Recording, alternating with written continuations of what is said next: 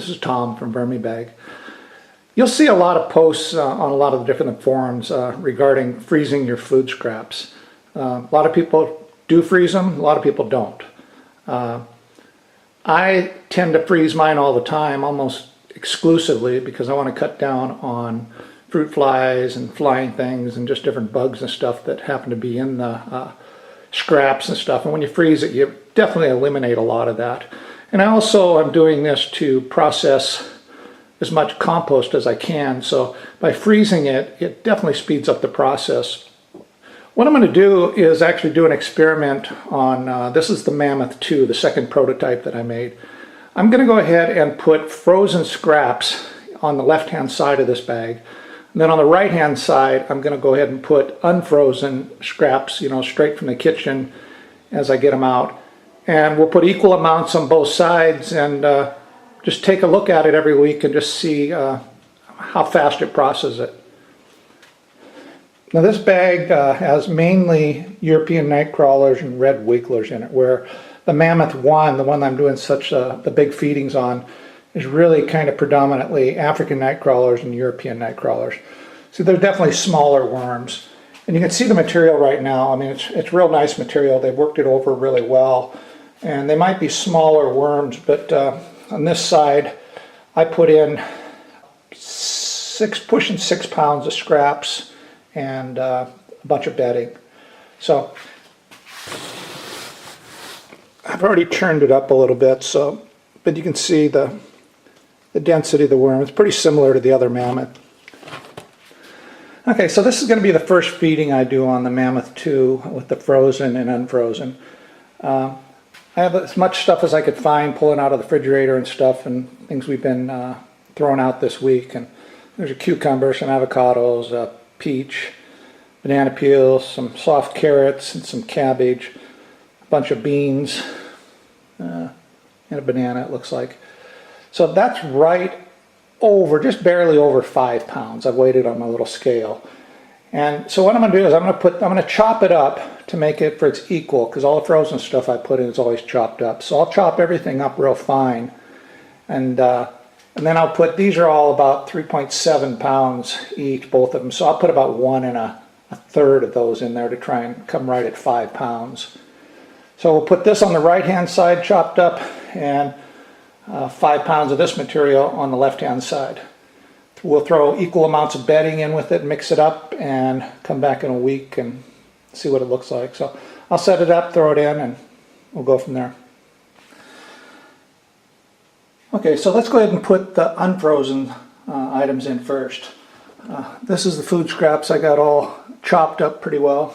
And I have also 5 pounds of bedding.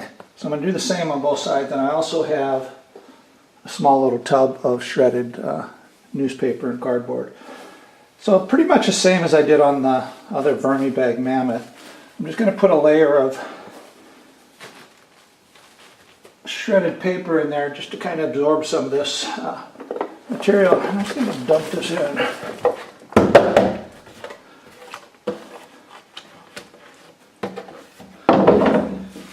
I do this the same way. I mean, I need to spread this stuff out where it doesn't hot compost on me too bad.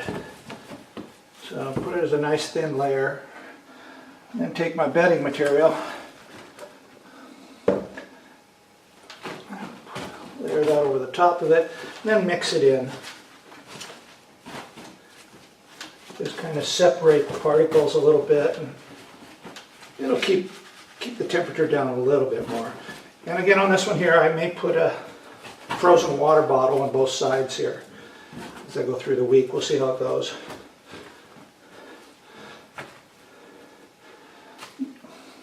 I think the same. I'm going to just sprinkle a tiny little bit of this over the top to kind of cover that.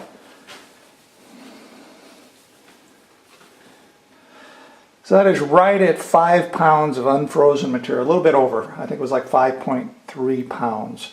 So 5.3 pounds of unfrozen material, a little over 5 pounds of the bedding material that I make that's kind of pre-composted a little bit, and then just a couple tubs of shredded newspaper and cardboard. So now I'll go set the other side up with the frozen stuff. Okay, this is the left side of the bag. We'll go ahead and do the same thing. Add a fine layer of shredded paper down on here. And go ahead and... Now, as far as food scraps, I ended up with about 5.5 pounds, slightly a little bit more, but pretty close. Now, still slightly frozen.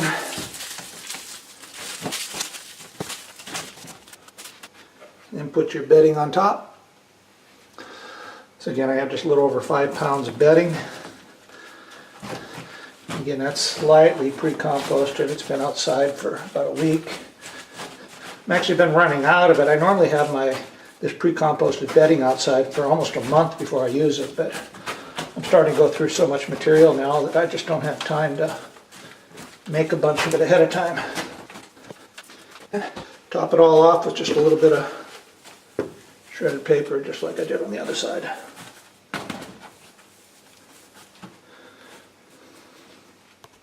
So there we have it. So we have about 10 pounds, a little over 10 pounds, 10.5 pounds of material on each side. About 5 pounds of green scraps and about 5 pounds of your carbon bedding that's been pre-composted slightly.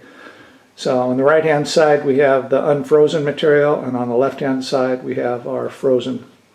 So we'll come back in a week and try and compare them.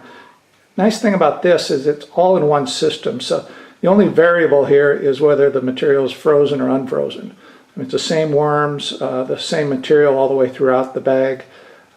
So it should really show the differences between how the systems react to, or the worms react to, frozen material versus unfrozen material. So that's all for now, folks. This is Tom from VermiBag. Until next week, ciao.